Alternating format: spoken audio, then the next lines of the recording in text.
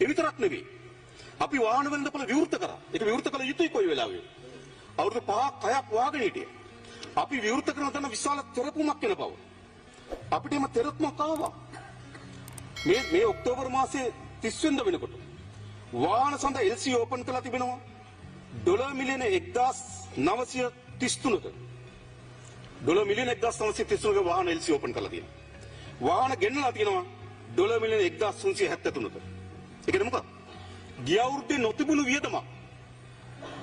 මේ වෙනකොට අපි ඩොලර් මිලියන 1373ක් දරලා තිබෙනවා.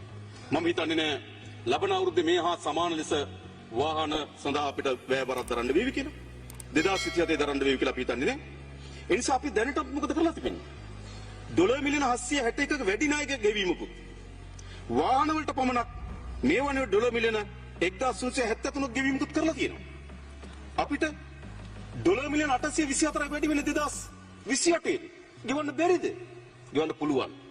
ඒ නිසා මතක තබා ගන්න 28 ඉන්නේ අපි ගෙවන්නෙත් අපි.